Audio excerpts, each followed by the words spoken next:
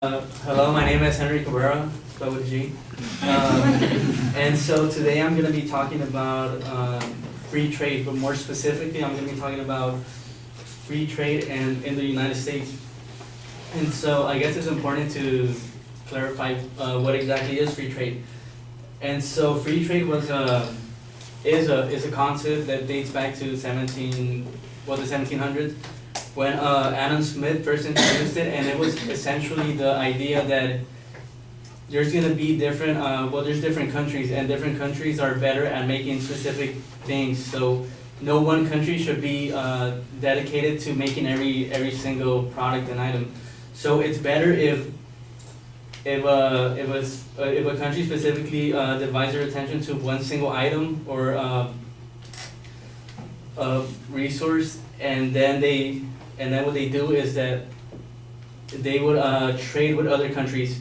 And so essentially what it is it's everybody's just trading. But there's been over the years, there's been more restrictions on free trade, and so they impose what are called tariffs, which are essentially taxes. And so what I'm going to be trying to convince you guys is that going against free trade and imposing high tariffs on imports will hurt the United States in more ways than one. And so the first reason is neglecting free trade will mean higher prices on products and jobs being lost. And so I don't know about you guys, but I wouldn't want to spend more money on items that we're already paying a little bit of money for. For instance, cars. So higher tariffs such as the border adjustment tax will make U.S. manufactured cars more expensive.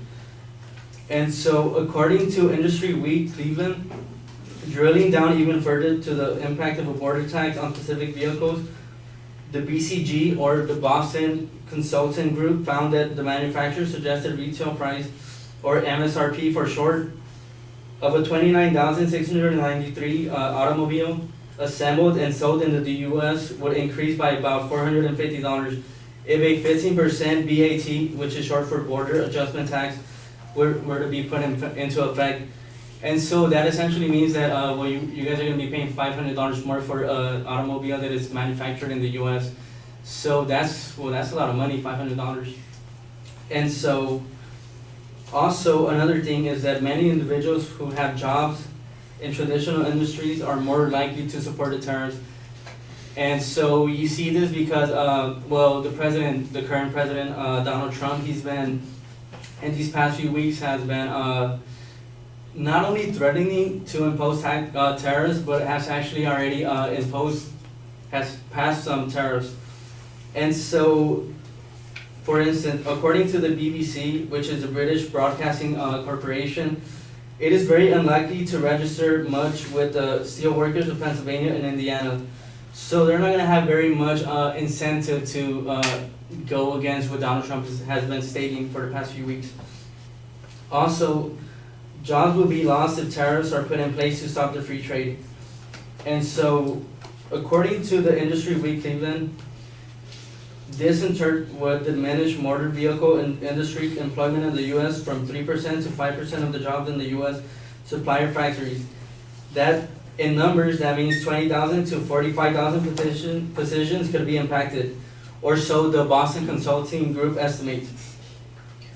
And now my second point is, going against free trade will hurt traditional U.S. companies' ability to help the economy grow more efficiently. And so, like I previously stated, traditional U.S. companies are companies that have been around for many decades. In fact, some even centuries. And so, they're the jobs that are more like hard labor, and they don't require much new skills in the technology that is being used in today's world. And so, foreign companies from countries with free trade would have an advantage over the U.S. companies.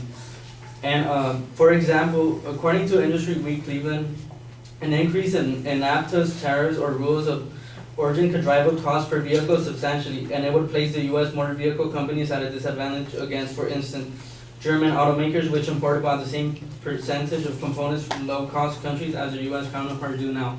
And so essentially what that is saying is that, the German automakers are doing the exact same thing that the U.S. automakers are doing too.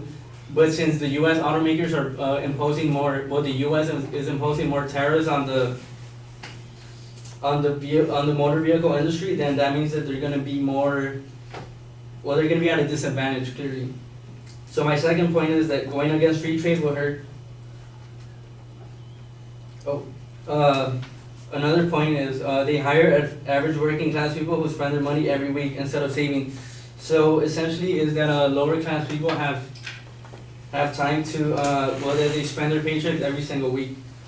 And then my last point is that countries have a tendency to follow in the steps of big international powers like the U.S. So basically if the U.S. are going to impose tariffs, then more other countries are going to follow the exact same thing, because why not? If the U.S. gets to do it, then why not? Should we not be able to do it? And so hopefully that shows you guys why going against free trade and imposing higher tariffs is a very bad thing for the U.S. to be doing.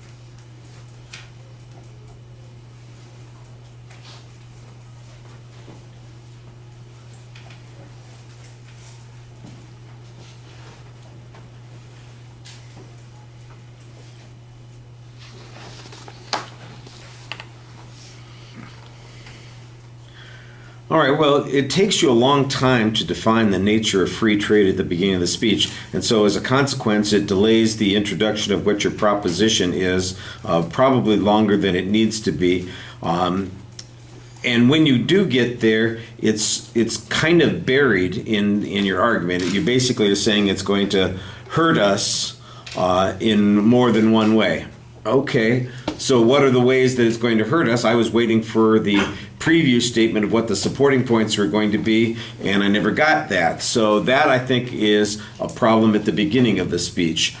Then your first supporting point says it's costs and jobs. So we've got two claims that are being presented here on the first point, and that's a little complicated. You do have an example that you cite about what the cost would be on automobiles, and I appreciated that particular example. Why it increases the cost of the automobile is a little unclear, because if it's an American car produced in the United States, why would it be paying the tariff? I think there's another argument that's part of your claim here that hasn't quite been explained. And there are a few places where that is the case in the presentation, where I think there's a missing step in the reasoning process that you've got. Sometimes we get some statistical information or conclusion that's being presented without it being explained very well. The loss of the 3 to 5% of the jobs in the auto industry, 20,000 to 200 or to 45,000. By the way, I think it says it affects those jobs, but I'm not sure that it necessarily meant that those jobs went away. So that needs to be a little bit clearer. And it's not necessarily autos, it could be other things as well. The Trump policies should be easier to talk about. You should be able to say the policy that Trump put in place regarding this particular tariff is going to have this harmful consequence. If you could do that more consistently, I think your argument would be clearer.